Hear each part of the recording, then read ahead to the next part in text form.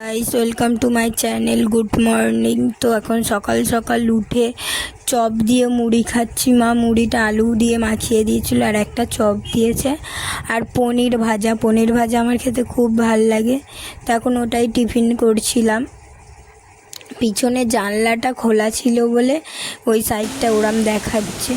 ভাই রাত্রির বেলা ভিজে আমার যা শরীর খারাপ লাগছিল, বৃষ্টি পড়ছিল আর ওই যে হাওয়াটায় প্রচণ্ড কষ্ট হচ্ছিল আমার। তো রাত্রিরে বৃষ্টি হচ্ছিল, কারেন্ট চলে গেছে। আমি বলি একটা ভিডিও বানাই। ওই ভিডিও বানানোর জন্য যে জানলা খুলেছি, তারপর যা গলা ধরেছে আমার আর ঠান্ডা লেগেছে কি বলবো তোমাদেরকে। তো বৃষ্টি পড়ছিল তো তখন বেশ মজাই লাগছিল। পরে এখন বুঝতে পারছি যে কি হচ্ছে আমার সঙ্গে। তারপরে ওই বৃষ্টি দেখতে দেখতে অনেকক্ষণ বসেছিলাম। আর একটা কথা, এই ভিডিওটা না দু এক দিনের ভিডিও মিলিয়ে বানানো, কারণ শরীরটা ভালো ছিল না বলে ভিডিও বানাতে পারিনি।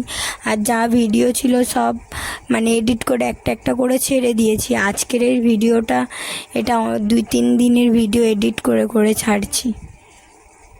এখানটায় আমি বলছি দেখো, ক্যামেরা ভালো করে বোঝা যাচ্ছে না ক্যামেরায়, কিন্তু বাইরে প্রচণ্ড বৃষ্টি হাওয়া ছেড়েছে। তো এটা আবার শেষ দিন আমাদের কীর্তনের ওখানটায় খিচুড়ি প্রসাদ খাওয়াচ্ছিল। আমি যাইনি খেতে, আমার জন্য মা বাড়িতে এনে দিয়েছিল। আর একবার শুধু মাসি বাড়ি যাওয়ার সময় একটু ভিডিও করে নিয়েছিলাম। আর সন্ধেবেলা দাদা আবার ভেজিটেবিল চপ এনেছিল, আমি মা সবাই মিলে খেয়েছি।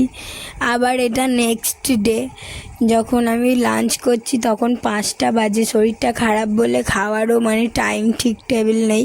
যখন খিদে পাচ্ছে খাচ্ছি, নাহলে শুয়ে পড়ছি। 5টা বাজে তখন আমি লাঞ্চ করছি। তো লাঞ্চে মা কেটে দিয়েছে, বৌদি রান্না করেছে পুঁই শাক চচ্চড়ি আর কাটা পোনা মাছের তরকারি।